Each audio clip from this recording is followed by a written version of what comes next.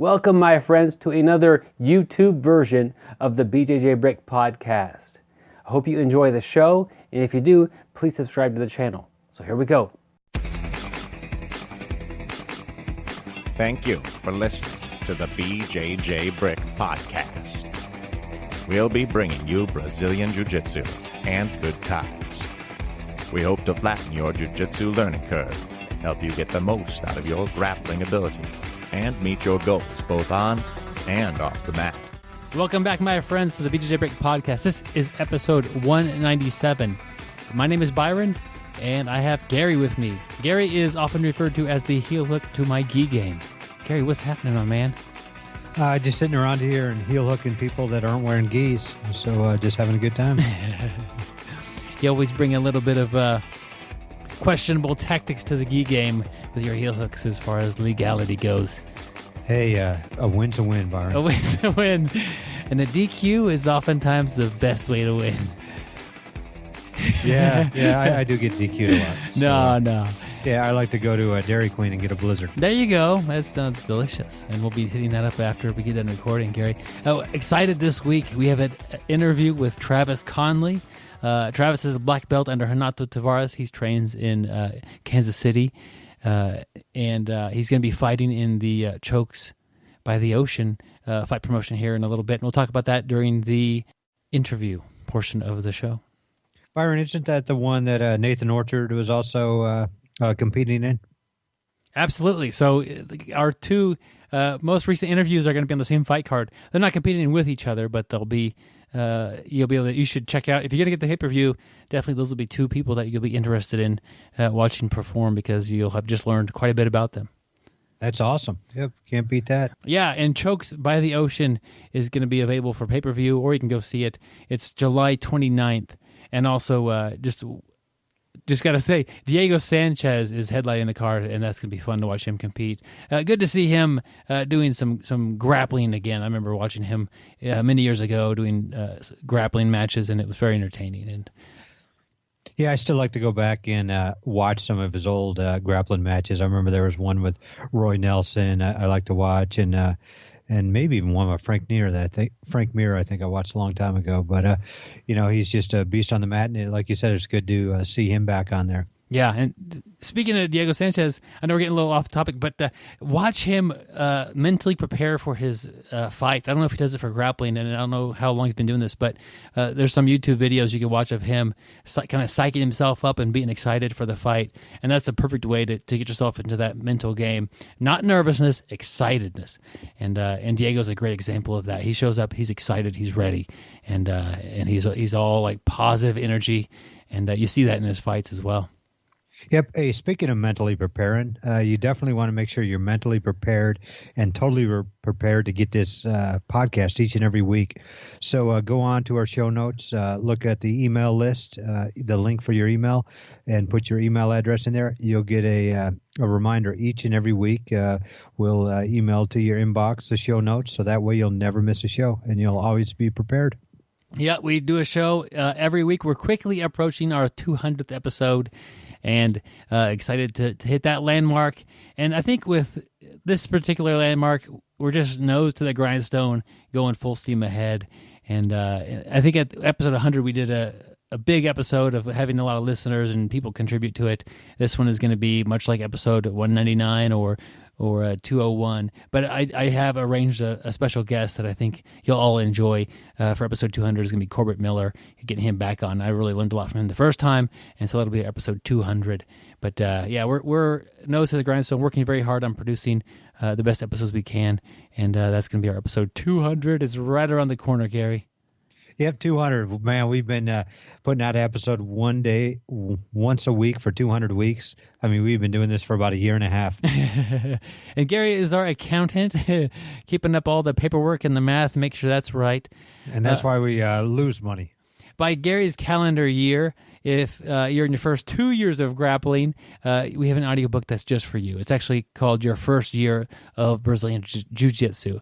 And it's going to be me, Byron here, talking you through what to expect, some hurdles you'll get past, some common pitfalls to avoid, and definitely some things you should focus on for your training.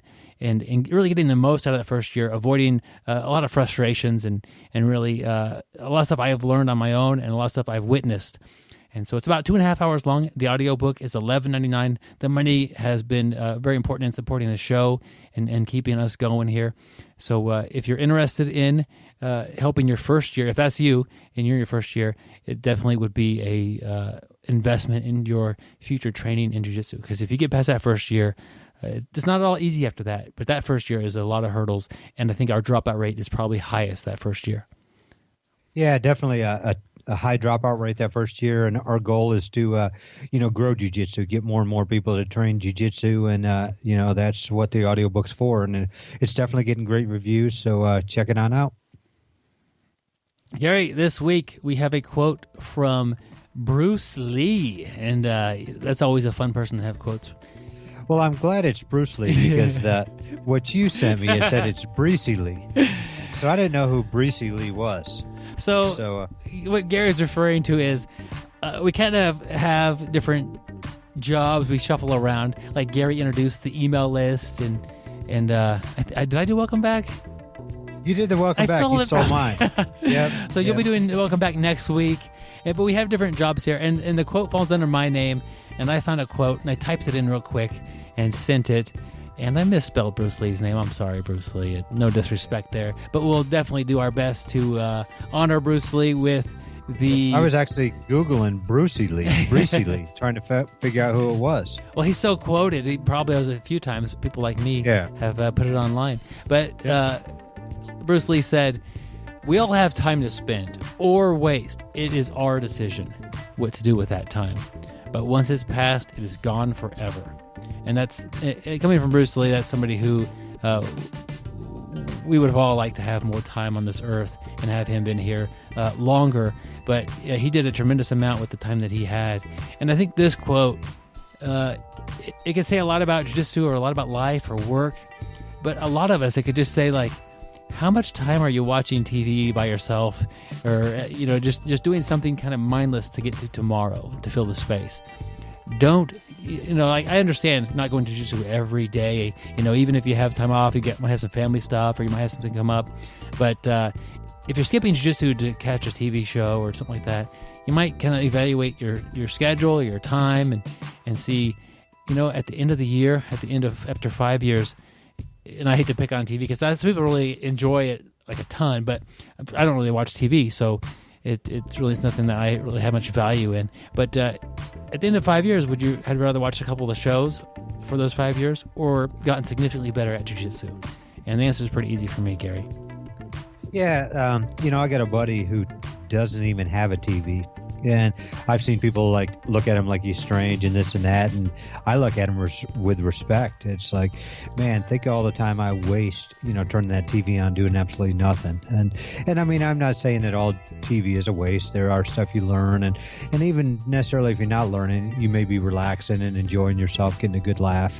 But I think that we can overdo it. Watch too much TV, and I sit there sometimes on weekends and just think, man, I've just been sitting here for 2 hours. I haven't done anything, and I'll just get up and start cleaning the garage or anything just to get moving. And it's not just we try to give everything to jiu-jitsu, but it's not just about jiu-jitsu. I've seen times where I keep saying my weekend's so short. I wish I had time to do that, and then I go back and think, man, I just sat there for an hour and did absolutely nothing. And once you give that time away, like Bruce Lee said, it's gone forever. And Thursday night and Friday night, I can tell you, after I came home from work, I did not feel like going to the gym and lifting weights.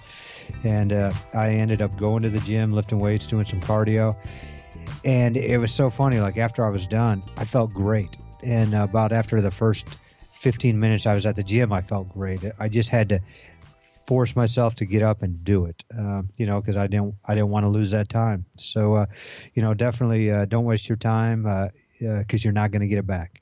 Yeah, and if you're having a little problem with motivation, or you really don't feel like going to the gym, but you don't have an actual reason, you just feel a little lazy, a tip for that would be to put that off till tomorrow. So I'm going to go work out today, and if I still want to break tomorrow, I'll take the break tomorrow. But today I can't let myself get out of this workout. I've committed myself to working out on a Friday or whatever day it is that you had planned on working out this week. Go that day. Whether it's a great workout or it's an average or less than average workout, go there and do that. And if the next day you still want to break or you still want to take a day off, give it to yourself that time. But a lot of times you'll kind of bounce back the next day, the whole new day, and you'll go anyway. So, but that's what I try to do with myself. Is I'll give myself the break tomorrow, and I'll give myself the break if I need a break, or if I'm actually hurt. It's okay to take a break now. But if it's just a motivation thing, push that off one day. I like that. I like that idea, Byron. I am going to steal that from you.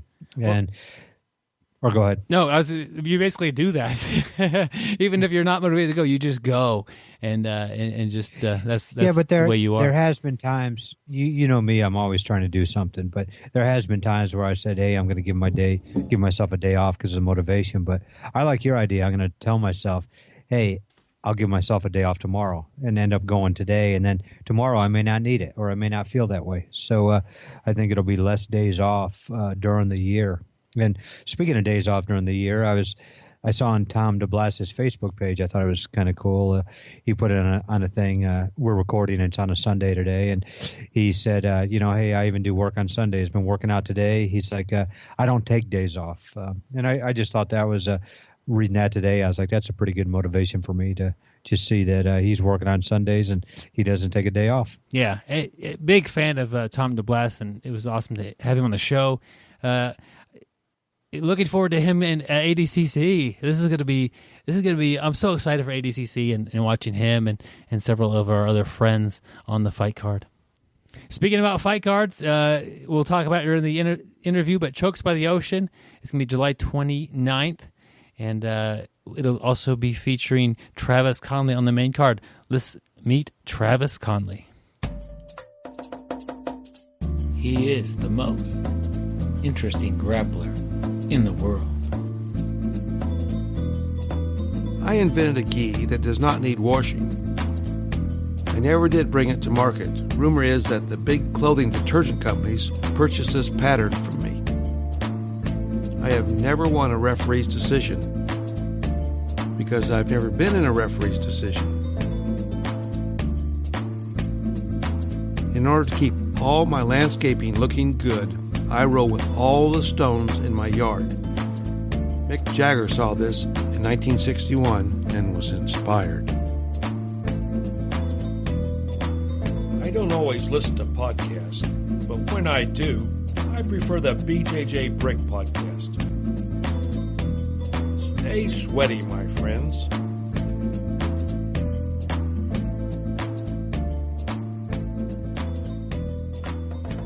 All right, my friends, I'm happy to bring Travis Conley to the BJJ Brick podcast. Travis, welcome to the show. Thank you. Thank you for having me. Yeah, happy to have you. Could you just kind of introduce yourself a little bit to the audience if they don't know you yet? Okay, yeah, I'm black belt, trained in Kansas City. I grew up from Spring Hill, Kansas. I've always lived in Kansas City. I've wrestled growing up. I actually went and pro wrestled for several years for Harley Race right out of high school, and then I got into jiu-jitsu, and I've done a little Sambo, a little judo. So yeah, I've kind of been all over and trained, and love a good competition, love a good challenge. That's I guess that's me in short. Cool. How long have you been training for jiu-jitsu anyway? Jiu-jitsu, I've been training. I started December of 2005. Right after I got done pro wrestling. So was that it'll be 12 years this year, I guess. 12 years this December. What was that transition like from pro wrestling to jiu-jitsu? Anything that really paralleled very well, or was it completely different? It was completely different, but when I wrestled in high school, I was always getting unnecessary roughness, I just went hard, and I wasn't super technical, but I just tried to break guys, and then I would get upset because I'm like, man, if they can't handle it, then I should be able to win, But it's like that's not wrestling. It's not wrestling's way more technical, and there's a point, but you're supposed to control them and pin them and score points, and So when I went into pro wrestling, and then, I was transitioning out of that, I found jiu-jitsu, and I was like, you mean this is like wrestling with, this is the wrestling I always wanted. The guy, if he can't take it, he taps out. And so kind of the rest is history, so to speak, I guess. Did you start with a gi or no gi, or how did you get going with that? I just started no gi. Like, I was in college, and my buddy Mike, I was bouncing at the bars in college, which is a terrible experience. And I was wrestling, so I was training every night, or I was on the road, doing a show, a pro wrestling match show, whatever, in the Midwest. And then, so on my first time I was bouncing, but one of my buddies was like, hey, come do some submissions with us. And I was like, yeah, and I didn't know anything about, jiu-jitsu or the Gracies or anything. I just knew, like no holds barred fighting, and I knew like Ken Shamrock and at the time, the original UFC and all that. But, so I just went, and there was just like a handful of us. It was literally my buddy Mike, Jesse, and then one of the guys that used to train at KCBJJ. And I think I threw a heel hook on this dude because I watched a King of the Cage DVD. This was 2000, 2005, and the information delivery was a little bit different then. I didn't know anything, so I liked fighting, and I watched this DVD, and I saw this guy throwing a heel hook, so I was like, yeah, this is, let's do some submission wrestling. And he freaked out, of course, and I didn't know any better. Of course, I didn't know any etiquette or how I was supposed to do or whatever. But he told me, like, yeah, don't do that. That's not a technique you should throw. And it was like the first time I'd ever rolled too, and I'm trying to throw a heel hook. So not very smart. And now it's 12 years later. So that's how I got started into it. Yeah, that's an interesting start. You described your wrestling style as pretty rough, and is that the way that you continue with jiu-jitsu? Are you still trying to physically kind of make them maybe a little discouraged, or are you pretty rough with your opponents sometimes, or do you focus more on maybe a smoother approach? Yeah. Well, I mean, obviously that's going to depend on who you ask. A lot of people are going to say that, and too aggressive or whatever. But honestly, I match people's intensity. Like, whoever I'm going against, like, if they start going harder, like, or the blue belt or whatever, like, I'm gonna match them. I know how to control myself. But that being said, like, I will put more pressure down, and I'm really good at weight distribution and pressure. And so I think a lot of people get that confused with, being mean or being hard or whatever. But it's like, putting more weight on somebody, isn't, to me, that's not being rough or aggressive or whatever. So, to answer your question, yeah, I guess I do try. I don't try to, be mean or rough or whatever, but I want to make my opponent very uncomfortable, and I want them to make mistakes. Like, jiu-jitsu is all about, leading somebody down a path. They make a mistake and you capitalize on it. So, and also I don't try to muscle or overpower. Like, those attributes only take you so far. I want to be technical. I want to be efficient and fluid, but at the same time, I want to deliver like heavy pressure and constantly make somebody uncomfortable. Like the old, like, Carlson Gracie style. You roll anybody. I mean, like Hanato and all those people are like cut from that same mold, that heavy pressure. It doesn't matter how big you are. It's about pressure. So. Yeah. What is your favorite place to apply like a ton of pressure from? What position? Man, just basic side control. I can apply a lot of pressure. I've got actually like a side control, just a basic like shoulder choke that people just, do not like at all. And it's just applying my chest on top of their chest and shoulder pressure. And if I start turning the right way and kind of lock their face away, I can get a lot of people to tap to it, and they just think it's crazy because it's not even a move. It's just side control. And is that, give me a tip or a piece of advice if I want to apply more pressure from side control. What I always teach and what I always find is you're never centered over the top of somebody's body. Like, you have to learn how to pinpoint your center of gravity right over the top of them, like driving a stake through their chest. And once you do that, like, a lot of times people are never far enough. Like, if you're in side control, you need your head to go more like over the top of them. People are too worried. They keep their hips down and they keep them on the other side of the body. You need to get your hips heavy and your chest heavy, almost like you're arching or like you're sprawling on top of the guy. And that just puts so much more pressure on him without you having to squeeze like your arms or your body or anything. It's just readjusting your position over the top of them. Makes it miserable. Yeah, it sounds pretty miserable. We all get a chance to watch you in action here live on July 29th. You're in Chokes by the Ocean. You have a match versus Kyle Sandford. Tell us a little bit about that. I've known Kat for a while now. He started doing events, I think, in 2014, and I saw like the very first pay-per-view he put on, and so I've always kind of wanted to get on, and we've always talked back and forth, and so I've known about this for a little while, like first of the year, and I'm just super excited for it. It's a really unique format and kind of just experience he has set up.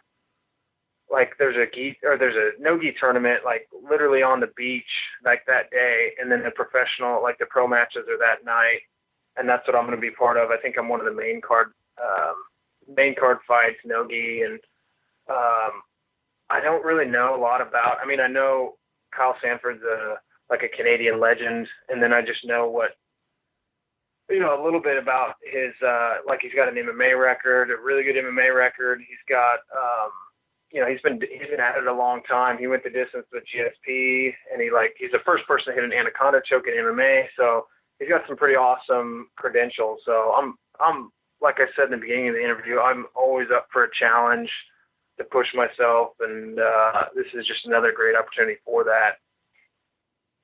And you said it's a no-gi match? Is it are there points, or is it submission only, or are there judges, or how's that work? I'm not exactly sure. I should know that answer, but I'm the kind of person that, like, I don't care the rule set. I don't you hear some of the guys, I won't name names today, at the top, like they're always like complaining about a rule set, or, oh, you're only good in this organization, or you're only good with submission only, or blah. It's like, man, I don't know. I like it all. To me, it's all a challenge. That's why I've gone into Sambo and Judo and, FILA, all kinds of different organizations. But I believe it's submission only, but I think there's a time limit. So I think it's very similar to the Fight to Win Pro format, I think. Yeah. You mentioned doing other Sambo and Judo. Have those experiences helped you compete in Jiu-Jitsu, gi or no gi, or are those entirely different sports that kind of... Oh, no, I mean, both. They're entirely different sports, but they absolutely help. To me, like, you're a sum of all your experiences. Like, my pro wrestling helps Jiu-Jitsu. Everything I've done on the mat, combative, sports, whatever you want to call it, has helped. Sambo is a lot like freestyle wrestling. It's very fast-paced. It's such a different animal, but I don't know, it's almost refreshing to go into a different rule set and just try and, like, test yourself and see, like, can I adapt to these rules? And, like, in Sambo, like, you hit the ground and you got to be actively going for something fast. They stand you up in, like, 5 or 10 seconds. So it forces you to, like, really be on your arm bars, your leg locks. Because if not, then you stand right back up. You stand, and they just keep standing you up. So absolutely, all those experiences definitely help tenfold, I would say. Yeah, it sounds like you're in Sambo, and I really don't know a whole lot about Sambo, but you're almost having to, as the takedown's being completed, you have your submission in transition already, like you're going for the thing that you were looking for that particular takedown. Yes, You have to. Otherwise, jiu-jitsu is a lot slower game. Like, not that it's, I don't say that like in a bad way, but it's more of a methodical, like, chess match where there's moves. And although there's a lot of nuances and things that like a casual fan don't realize they're going on constantly, like at rapid speed.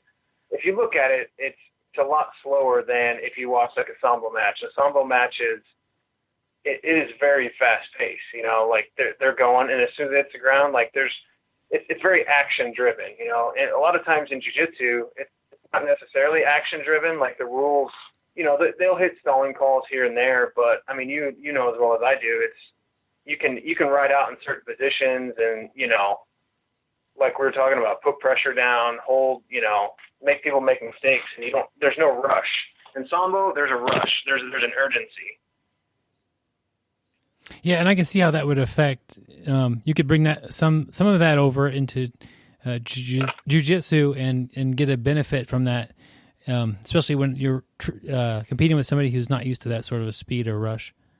Yeah, and then the thing too about just defending, like I feel like I'm pretty good at submissions, and being a jiu-jitsu guy, you think like, man, I know what I'm doing, but then you go do Sambo, and it's like, man, you can defend anything for 5 seconds, It's crazy. Like, on the other side, you don't think of the other side of it. It's like, man, you can defend pretty easily for 5 or 10 seconds. You just got to hold on, and then you just get stood up. So it's fun. Yeah, so they stand you, if you're trying to do a submission and you kind of are taking a little bit longer, they'll stand you up from right. a submission. Okay. And it's very subjective, too. That's the problem. I mean, just like jiu-jitsu with, people complain about Brazilian, it's very Brazilian, driven or lopsided, bias, whatever. It's very biased, too, in Sambo with the Russians. Like, it's so subjective. Like, I was at the World Championships in Japan. I was competing, and, like, I was really trying to figure out, like, Sambo and, like, the rules and everything, and I studied a lot, and it's like I thought I had a good grasp, and I'm watching these inconsistencies of the calls, and it's like, and I'm asking questions to people around me and stuff, and just trying to figure it out, but it blows my mind when I watch, and it all just depends on the ref. So if somebody's going for a submission, and it just depends on the tournament too, they hold their fist out, that means like, okay, they're working, and then as soon as like, they see that there's no more progress or there's kind of a stalling point, then they blow the whistle and they stand you up. So as you can imagine, it's very subjective. Yeah, that sounds like it would be. Most sports, it's tough to be a referee, but that one is, so much opinion about what they're trying to do, and it's frustrating to be maybe an athlete and a referee in that one. Yeah. So how was I know you did Sambo a little while ago. How was your experience doing that? It was awesome. You get to travel to different countries, and I competed at the Pan Ams, and I won that. And then that gave me the opportunity to go to Japan, like I said, and this was in 2014. And I lost first round, like 12-6 to Korea, which, like, I came back, and my judo coach, and he said that was amazing just to do that. But, I felt like I could have done better. And it's just, man, it was a lot of fun, but it's very hard. The following year they needed somebody to go to Kazakhstan, and I went to Kazakhstan, had a grueling, like 24-hour flight, getting over there. And then the conditions are just terrible. No running water. Like it was, you get tested in other ways doing some of these tournaments in countries, and then I got foot swept right to my back, and that's a total victory. And then it's just like one and done. So I go all that way just to get foot swept and beat, and just just for that. So it's I still had fun, but it's also very discouraging, man. It's hard. Sambo is very tough, and that over there in like Kazakhstan, like the Eastern European, and then like the Central Asian countries, all the stands are so freaking. That's all they do is Sambo, and it's very apparent what the skill level gap is, the difference is from here to there. So, wow. If I had Travis Stevens on, the BJJ black belt and judo black belt, and he competes in the Olympics. And he had a lot of success, but when you watch him compete in judo, you could kind of see like he's kind of catching people off guard because of the way he's attacking or choking or what he's doing. Absolutely. Do you have that aspect when you compete outside of jiu-jitsu? Are you catching people off guard a little bit with things you're bringing? At the Pan Ams I did, the skill level wasn't as high, like, because Pan Ams is just the Western Hemisphere, and I just did rolling knee bars, and I knee barred everybody. So at that tournament, yes, but then, like I said, like I went to the Worlds, and I went to Kazakhstan, and it was a different story because the level was just way higher. So yeah, to answer your question, yes, a little bit, but it just depends on, the level of tournament. Depends who the other person on the mat is. Like Travis Stevens, he's amazing, but it'd be interesting to see how he would do going into the World Championships, like it would be really tough. Like that's what I did. I didn't go to just like a tournament. I went to the Sambo World Championships. So yeah, you didn't really mess around with your Sambo experience. It's either like, you go big or go home, and I went big and then went home, I guess. Well, cool. And you'll be going big when you have that match on the 29th. Obviously, you like to apply a lot of pressure, and you're happy at side control. If we're watching that, how can we tell that things going well for you other than you're in side control and applying pressure? If I'm just all over them, and like I said, like if I'm on top, if I'm on bottom, actually, like in any position, unless I'm getting like mounted or getting my back taken, it's going to be going well for me. And even then, like if I get my back taken or if I'm in a bad spot, like I don't freak out. I don't, I play pretty cool and never get rattled. So I would say, I don't know, whatever happens, you can count on me, doing pretty good or feeling pretty good. Are you, if it's a slow pace, would you prefer it to be a high pace match, or would you prefer it to be kind of a slower pace? Man, that's funny. Like I can do both. I guess I tend to do a higher pace match, and being nogi, it's, nogi is like the orphan child of wrestling and jiu-jitsu. So it's no, jiu-jitsu doesn't want to claim it. Wrestling doesn't want to claim it. And it's just caught in this middle ground where it's not jiu-jitsu, it's not wrestling, it's nogi. But my point with that is nogi is a lot more fast-paced. There's more scrambles. There's way more action because you don't have the gi slowing stuff down. So I guess, I would prefer more of a fast-paced match. But again, like I said earlier, like I'll match somebody's intensity. If I need to turn it up and, push the pace, I can do that. If not, then I can slow it down too. So I guess I kind of play with whatever's going on at the time. That sounds good, and it's you are entertaining to watch, that's for sure. Oh, thanks, man. I appreciate it. I try to be. I don't want to. I don't know. I just try to, like, martial arts is an expression in jiu-jitsu is a martial art. It's an expression of who you are, and it's an art form. So it's a form of creation. So what you do out there is a creative product of, expression. So you kind of leave a piece out there, whoever you are, how you compete, how you conduct yourself, how you go about, that's what you're creating. So I feel like I do my best to show a lot of heart and grit and put on some entertaining matches, no matter what it is. So I appreciate that. Yeah, Travis, I want to go back a little bit because I'm thinking about your match that you had. You had 24 hours of pretty grueling travel, and the conditions that you got there when you got there were pretty rough. And the match was really quick and disappointing for you. And so, you talk about how much higher their level is. Do you think you got like a fair assessment of how much higher their level was in that match, or if that same opponent, or you take a handful of those opponents and you put them in the middle of the United States and in your conditions, kind of like your home, do you think you would fare better with that, or do you think, and minus the 24-hour flight as well, do you think that those things affected you much? No, yeah, I see what you're saying. No, I don't like those were not. Those didn't contribute to the outcome of the match at all. Like I've done that several times and had crazy weight cuts and, snowstorms and crazy grueling traveling schedules and it didn't affect me. So that, don't get mistaken. Like that didn't affect it. That might affect some people. I've seen some people get rattled when like things aren't going right, and you kind of get anxiety about, am I going to get there on time or this or that or whatever. Like I actually revel in that stuff. Like I enjoy it. I'm just kind of like, this is awesome. So it actually probably enhances my experience and my,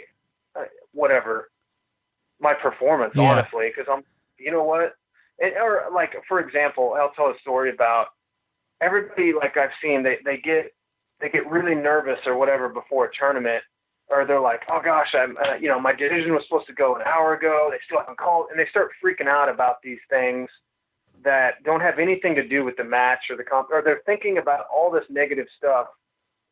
But then I tell them, I'm like, your opponent is having to go through the same thing, and they had like your opponent right now is probably thinking the same thing you're thinking. Like, oh my gosh, they haven't called our division. It was supposed to go an hour ago. What's the delay?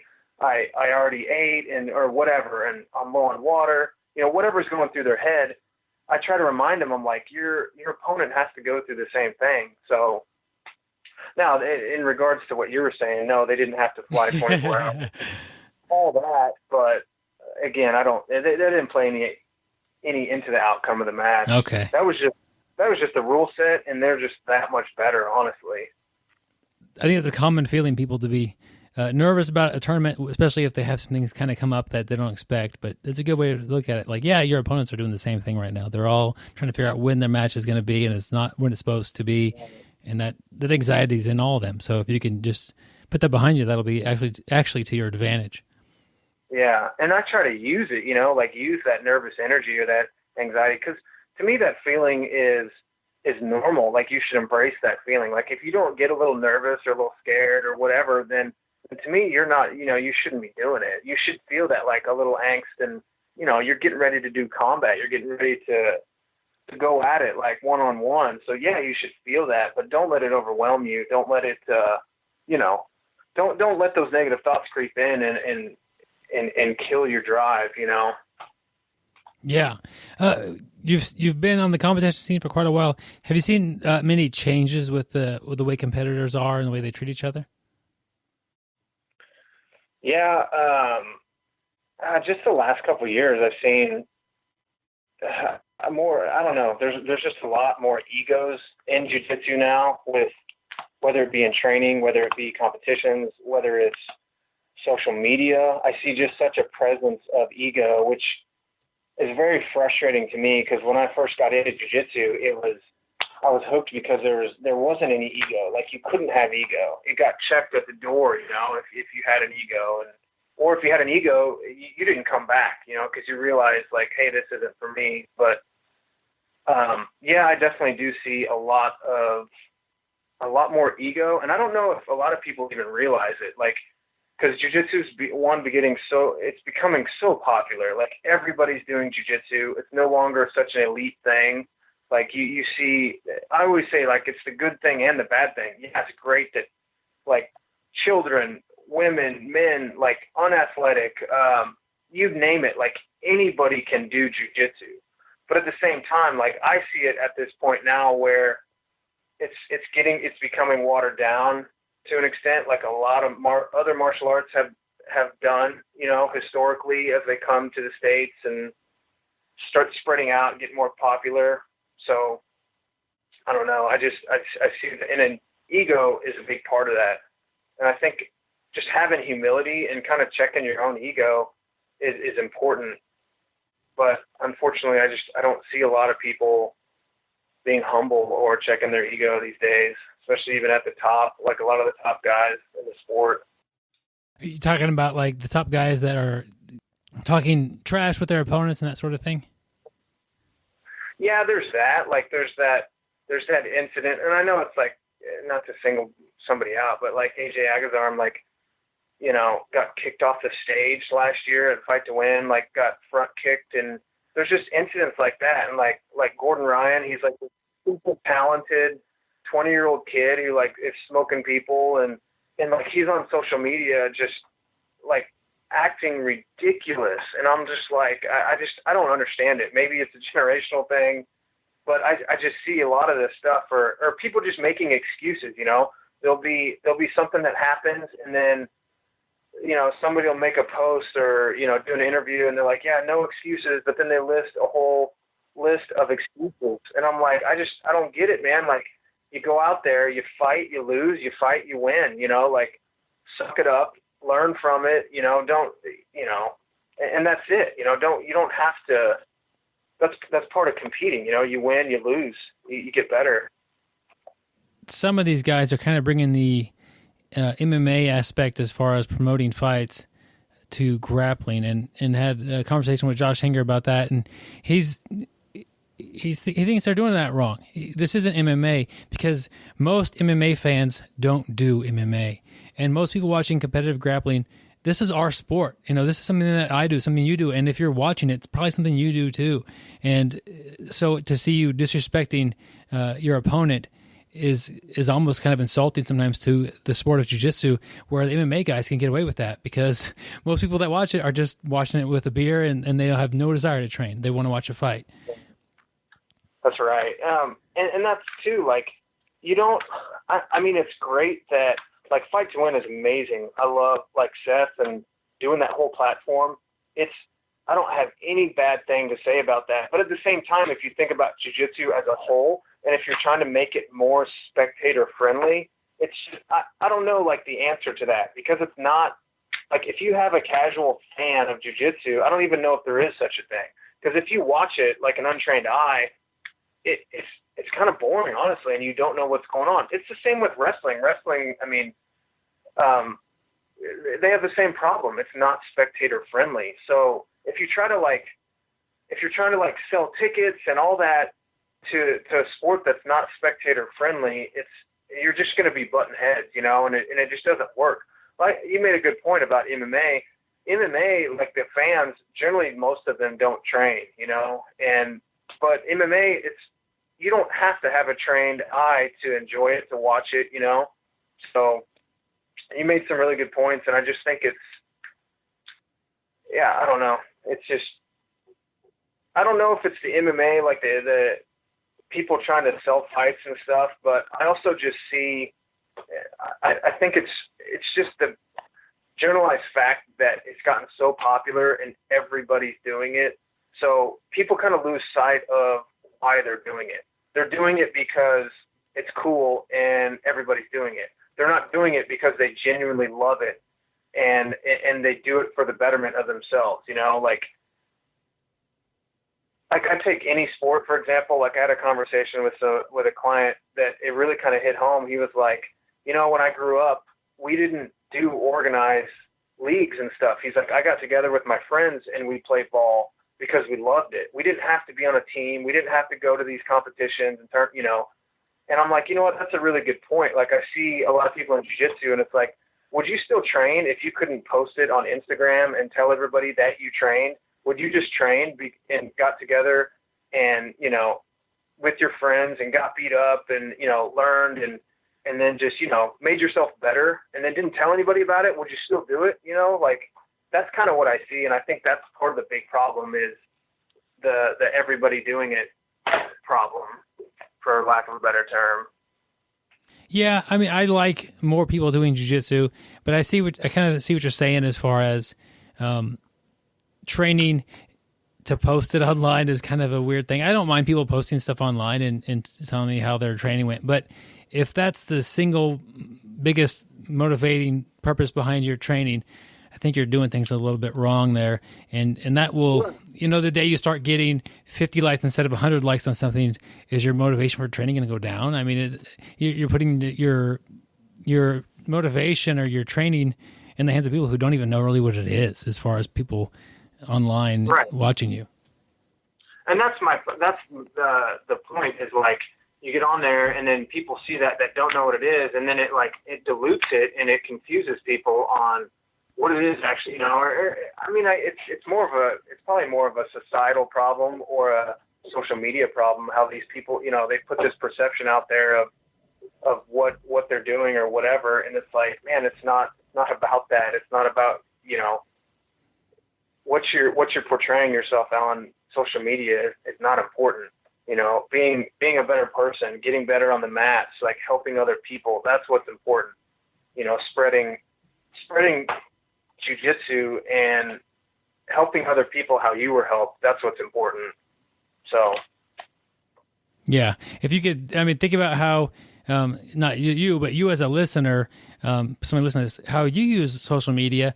You just scroll through stuff and you occasionally hit like or hit thumbs up on something and keep going. And the fact that somebody's trying to like train for that purpose is pretty ridiculous, as far as, I guess that's the part of the ego thing, to make you feel good about yourself, to make you feel like you're better. No, the actual benefits of jiu-jitsu, health benefits, self-defense, learning martial art, discovering stuff about yourself, and the friends and camaraderie that happen on the mat. Those are all so much bigger than getting more likes and more social media attention. Right, and quite honestly, to play devil's advocate, those people that train that way and that's their purpose, like they usually don't stick around, and keep training. So if that's a pretty shallow, that's not a very intrinsic, form of motivation. So it's not gonna last. But yeah, and I think, I don't know what your news feed is full of, but I see stuff like people who do these obstacle course races and those sorts of things, and those have been explode. I've never done one, and I'm not opposed to them, but those do really well on social media. People love to post stuff about that, and it makes them look like literally a tough mudder or whatever the extreme race thing that they did. And do they do those for year and year and year after year? No, not usually. They do them once or twice, and they become tough people to their friends, and they move on. Well, right, and that's the thing. It's like, who are you trying to be tough for, or who are you trying to impress? Your friends that don't know what you're doing, okay, cool. I don't know. It's just, it's weird motivation. Those same people don't they don't want the best. They don't want to compete against, they just kind of want to go through jiu-jitsu and, I guess just kind of float through jiu-jitsu and not get the most out of it. I'm the type of person that I want the best. I want the most competitive. I want the hardest challenge. I always want to go against the best. And I just see a lot of people just kind of riding the camaraderie and just kind of taking from jiu-jitsu and not giving back to it, in a sense, I guess. Yeah, Travis, competing is a big part of your jiu-jitsu. If you couldn't compete, would you still train? Yeah, I would, because when I started, it was just some guys, and it would be in a garage or somebody's basement, and it was just, you became friends with these guys, and you bleed and sweat and everything with these guys, just beat the crap out of, each other, and you become friends. And to me, that's what jiu-jitsu should go back to, instead of these, I don't know, that's kind of how I've gone back to training, is training in small groups and being very efficient and maximizing my time, as opposed to, going to big classes and doing the whole martial arts system and school and all this. And it's it gets very redundant, and I just see it going down this path that I don't know. If I see something that everybody's doing, I don't know. I've always been this way. I don't like to do what everybody's doing. I like to be different. I like to, I don't know. I like to challenge common thinking. So if I see something going, that's popular and that's all going the same way, I'm like, all right, well, how do I change this, or how do I make myself happy doing something a little bit different? I don't know if that makes sense. Yeah, I think so. You're not I'm trying to figure out where you're coming from. You're not opposed to people doing jiu-jitsu like casually and for fun. Is that what you're talking about with watered down, or are you talking about like maybe some of the teaching principles have been watered down, or kind of, I don't know if you even said watered down, so I hate to say, but like you talk about jiu-jitsu maybe not being, you're going back to what it was. Where is it now that you would like it? Like what parts of it now would you like to take away, or not take away? But well, like for example, like you go into a school and somebody can just kind of hang back, and I understand like the casual jiu-jitsu person, they're just going to do it for fitness and camaraderie, and that's fine. But like, I don't know, like I still think you should be able to have to push yourself to an extent. I just think that people get in their comfort zones and then they just ride there. It's like the same schedule and the same this and the same that. And they just kind of, they go into the jiu-jitsu school and then they just kind of, they take their place and they just kind of become comfortable. And there's no way to like check those people anymore or kind of push them, because, if you do, then they get offended or, whatever. Like back when we started, jiu-jitsu was hard. Like you couldn't do it. If you wanted to just do casual jiu-jitsu, or I just wanted to do fitness jiu-jitsu, like that didn't exist. You showed up and, if you had a certain attitude, then, you didn't come back, or, it was very apparent that like, hey, this is really hard. I don't know if I can do this. And there were several guys like that now. And now I think it's just like, we let everybody train and that's fine. The casual fan is fine. But when they try to act like they're training super hard, or like I said, they're posting on social media about, I just trained 3 times today and this and that. And it's like, what are you talking about?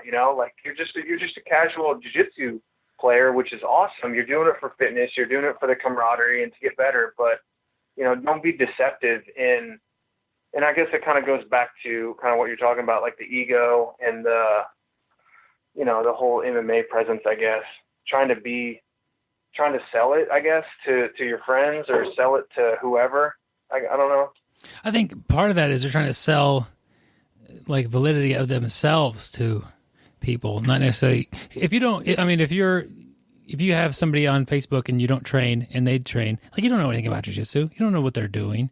For all you know, they're breaking boards when they go in and train. So like to try to impress those people is pretty ridiculous. Like you try to impress your coach or something like that, it would be a little bit more, but even that's not necessarily the best goal to have as far as I guess it's if you're an insecure person, like jiu-jitsu might solve some of that, but I see just a lot of insecurities, and then that causes, ego and insecurity. Like it's going to shine through no matter what you're doing. I don't care. Like jiu-jitsu is not going to solve, like, I know I love jiu-jitsu, but it's not going to solve all your problems. Like if you still have insecurity issues, then, if they're not checked, if you're not putting, if you're not pushed and if you're not getting better, then they're still going to show through. Yeah.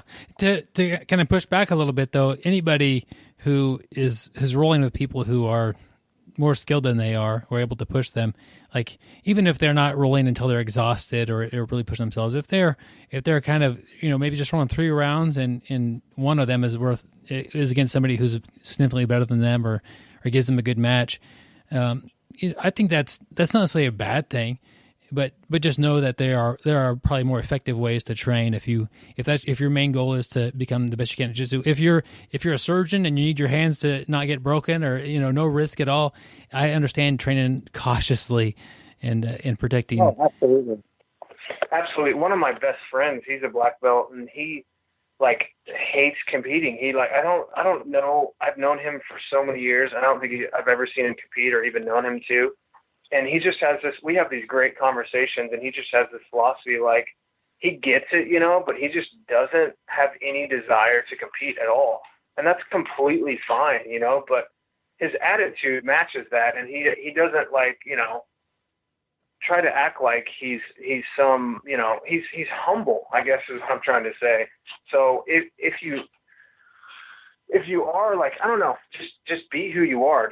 Don't try to be somebody you're not, you know? And Yeah. I always just try to think about trying to stay humble, like no matter what, you know, like, I don't know, like I get a lot of motivation from The Rock or Dwayne Johnson. Like look at his Instagram and everything he's done. And like, he's the most humble dude ever. And you see like super successful people that are still humble. And it's just so refreshing because it's like, you know, it's just, to me, humility is number one. And I guess that's what I have a problem with is not necessarily what goes on or whatever. It's just the attitudes of certain people in jiu-jitsu. There you go. That you kind of wrapped it up nicely with that last couple of paragraphs there. And I think I'm on the same page with understanding what you're trying to say, Travis. Could you tell us maybe a few of your sponsors and who's helping you out there? Udansha Fightwear, they got amazing gear. Check them out. Defense Soap has always got my back. They've got amazing products. Love Defense Soap. They got a whole line of new products. They're always coming out with different stuff. And then Longboards, Wraps and Bowls. They've always had my back. It's a chain, not a chain. I'm sorry. It's local owned here in Kansas City. They've got actually 4 locations now in Kansas City, but they're just blown up in Kansas City. If you're ever in Kansas City, go eat at Longboards, Wraps and Bowls.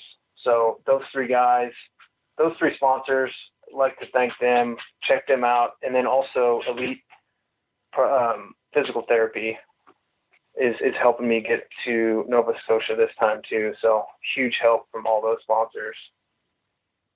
Awesome. Travis, I appreciate you joining me today. Where can we find you training? Yeah, that just depends. It depends on the day.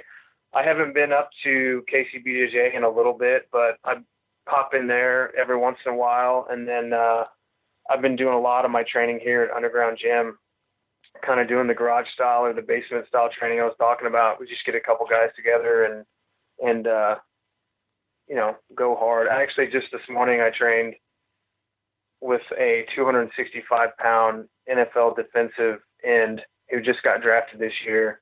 And I've been teaching him a little jiu-jitsu and different things. He wanted to cross-train. And I just went like 45 minutes straight with him. And it literally, he just got drafted to the Cincinnati Bengals. And it literally felt like I was wrestling a Bengal tiger. It was insane. Wow, that's crazy. What's your website for your gym? Website is www.undergroundgymllc.com or ungd.tv is a simple acronym for it. Sounds good. And is there a social media outlet that you prefer? Facebook and Instagram. All right, cool. I'll put links to those on the show notes. Thank you so much, Travis. Thank you. I appreciate it a lot. Well, I'd like to thank Travis for taking time out of his busy schedule to talk to us and definitely drop some knowledge, which will help us in the future. Yep, I really appreciate talking with him and hearing his stories. That guy has competed so much in so many different things. It's amazing just to, as a person who does jiu-jitsu, I don't compete. It's been years since I've competed, but the experience that doing Sambo and judo has brought to his overall whole person as a grappler has been incredible. He's traveled the world doing Sambo tournaments and matches, and I think that's really just a neat opportunity that most of us just focus on jiu-jitsu, and if he did that, he would have definitely missed out on a lot of cool things in his life. So definitely recommend you find him on social media. I'll put links to that in the show notes and follow him and keep up with what he's doing because it's fun to watch him go compete and motivating to watch him train as well. Man, kind of like what you were saying about he's competed all over the world and competed in, different types of events. It just seems like whenever you get on the mat with him, nothing would faze him, no matter what you did to him or no matter what you brought to the table. He's seen it all, just competing, a ton of different arts, a ton of different places and against, a ton of different people. Yep. And that's experience. And you definitely see that when he competes. It actually shows, you see somebody that is that confident and that's somebody who's been on the mat a ton. Not just somebody like me or Gary, we're going to get a lot more nervous competing. But if you do it all the time, it's a lot easier for you. Speaking, I guess, from guessing more than experience, because I put the competition days behind us. But yeah. Hey, Gary. Byron. Talk about a crappy transition. Really excited to bring a Matt Tales to the show, a brand new one, my friend. Oh, yes. I like that. So let's roll our newest Matt Tale. This is Matt Tales. We bring you amazing jiu-jitsu stories. The stories might be funny, unfortunate. It could be about an epic fail or an epic win. So sit back, my friend, relax, dry off your sweat from rolling, and enjoy Matt Tales.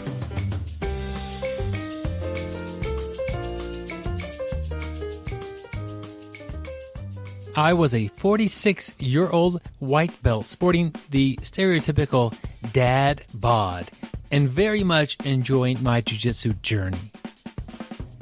Our small gym had been in existence for about a year, and I was excited because we decided to have an in-school, no-gi, just for fun tournament, followed by pizza and social times for the students, friends, and family.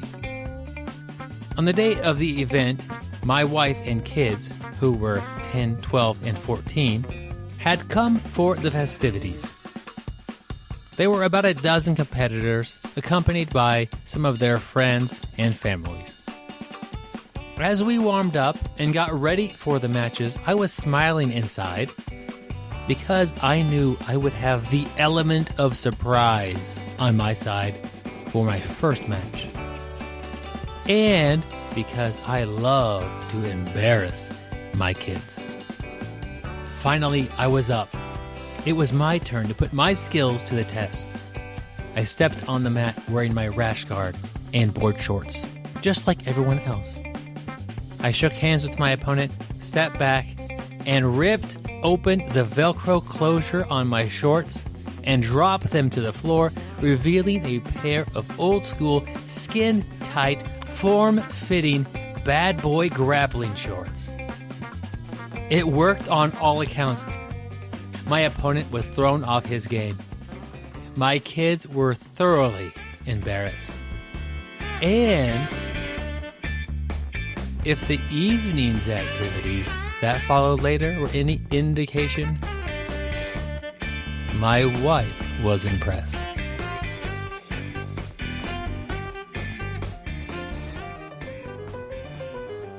This has been Matt Tales.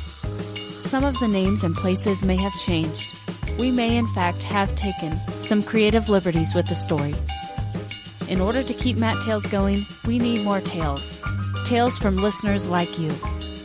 Send your tales to bjjbrick@gmail.com. We look forward to hearing your amazing stories.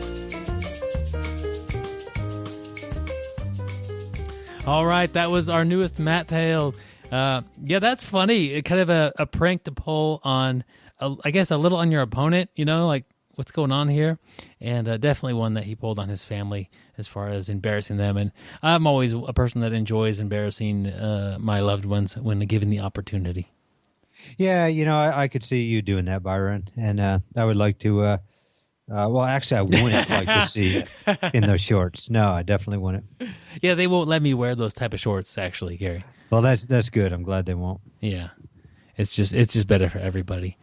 But yeah, great success on his mat or on the mat experience, and I think it sounds like off the mat experience went pretty well for him too after the whole show.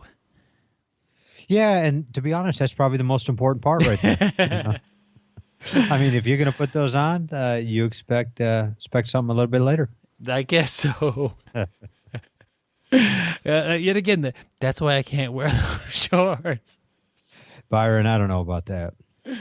Oh, Gary. Well, thank you. Well, I remember the time you did try them. You put them on backwards. Yeah, but they still fit. They still fit well. Man, I have taken a beating over here, Gary.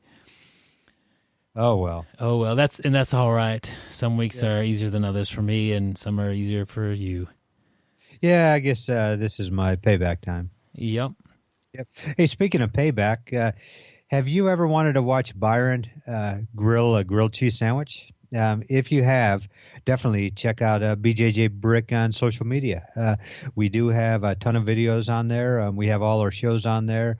We have guests and jiu-jitsu guys, DVD reviews on there. But we also have a very early video of Byron grilling a grilled cheese sandwich. So definitely check it out, and send us an email at bjjbrick@gmail.com and let us know what you think about it. Yeah, Gary refers to this video quite a bit, and it was back, I don't know, 3 or 4 years ago.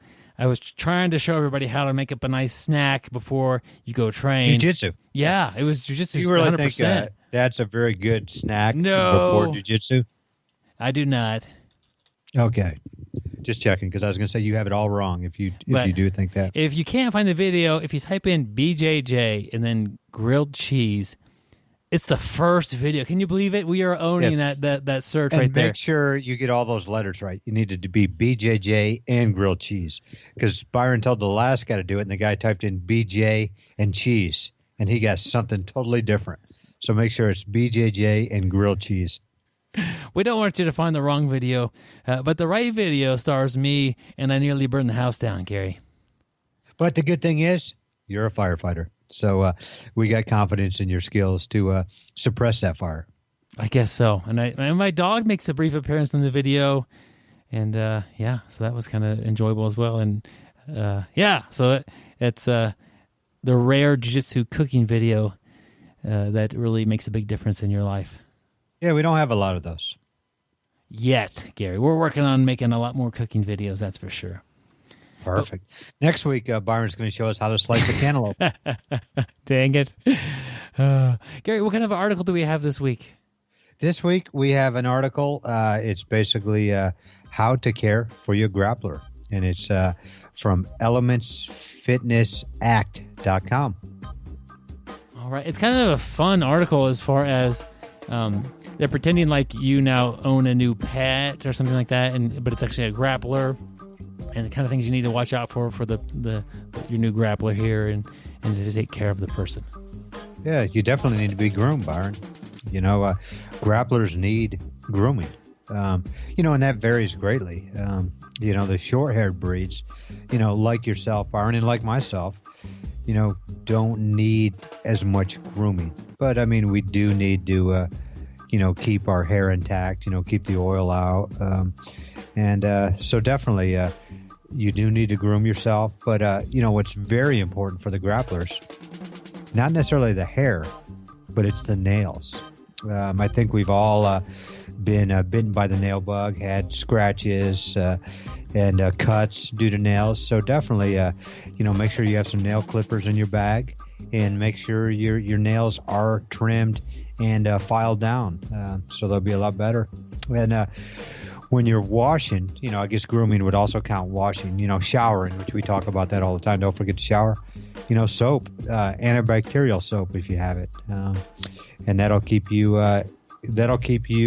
to be desirable on the mat. Yeah, and looking back to the interview, Travis Conley is sponsored by Defense Soap, and that's definitely in the grooming category. Another category in caring for your grappler is to make sure that the grappler is socialized properly. And I'm going to read a little bit here from the article. Grapplers are social animals. They don't cope well with being isolated from others of their own kind. Failure to properly socialize your grappler can lead to them becoming listless, confused, pain-free, and likely to start exhibiting inappropriate behavior towards non-grapplers. Usually prefaced by a phrase like, "Hey, come on here, trying to start something?" So depending on the age and the breed of your grappler, you'll need to socialize your grappler between twice a week, maybe even twice a day. So make sure you get the right type of grappler based on your schedules. If you can't socialize your grappler the right amount, they're going to really have a hard time coping with being away from the mats. Yeah, you definitely want to make sure your grappler is socialized so they don't cope. Medical care. Those grapplers, they can get hurt and they won't tell you. They'll be on the mat when they're hurt. They can be visibly maimed, and they insist nothing's wrong. There's grapplers like that, and there's also grapplers on the other side that, a very small injury, and you'll hear them yelping. But the best thing you need to do to take care of the medical conditions of your grappler is to keep a well-stocked medicine cabinet. Stuff that really works well for grapplers is tape. We're always going to need tape. Fingers, knuckles, wrist, knees, ankles. There's going to be a lot of tape. And aspirin to keep the swelling down. Also use aspirin before you drain your ear to thin your blood a little bit. Tape again. You need more tape. Ice packs to keep swelling down. Tiger Balm or any kind of Bengay or anything of that sort works very well. Compression sleeves. And Byron, what else do we need? More tape. More tape. You got to get more tape on there. That's for sure. More tape. Tape. Actually, in all seriousness, I think Gary and I are pretty much tape free with the way we train and a little bit of luck. But I know a lot of the people tape their fingers. And I let go of the grip before it rips. And grip it. Gary's a no-gi guy, and his grips are based on more his hands and his arms than his fingers, and so his fingers are good to go. He almost has model quality hands, guys. It's really amazing. I actually did try out to be a hand model on The Price is Right, but I didn't get it. I'm so disappointed. But good for you for trying, and it's too bad one of your hands is significantly stronger than the other one. Carrying on the list here, communicating with the grappler. And there's a lot going on here. And you might notice your grappler begins all conversations by saying stuff like, okay, guys. And, your grappler, it's common if they pronounce their R's like H's. They're just used to that sort of activity. You might find yourself struggling to actually communicate with your grappler. There's definitely some key phrases you could throw in just to keep your grappler happy and keep them going. Like just saying, that guy just muscles everything, no technique at all. Or you might tell your grappler, the knee reaping rule is just stupid. And just by, kind of treating your grappler like that, they'll just be happy and they'll just keep on rolling. That's great advice right there. And finally, you need to feed your grapplers. Grapplers are in bad mood when they're not feeding. And, it's important to understand that their diet consists primarily of fads, poorly backed up by popular science and what Rick from the gym told them. And really, what does Rick know? Byron, we were talking about that earlier. So, you hear about the all-fruit diet, the all, water diet, the coconut water diet, that Rick from the gym told you about. So, those aren't the most important parts of your diet. I mean, everybody knows the most important part of your diet is, getting an acai bowl. So that's very important. But make sure your grappler is well fed. Yeah, the proper nutrition of your grappler is going to really help out in the success long term. So that's a fun article. This is a cool article. Yeah, it's one you could share on social media with all your grappling buddies, and they'll get a kick out of it. Just a different perspective, and it's not like it's going to be life changing, but it is a funny read, and I like the angle that was taken with the article. Yeah, so the angle is what makes it. I don't think I've ever read a jiu-jitsu article like this, and whoever thought it up has a sharp mind, and just a great article. Hey, Gary, scroll to the top of the page of that article. You'll see that there's hands that are taped up, some fingers taped up, and those nails are too long, man. Those nails are too long. Those things are going to rip you to shreds.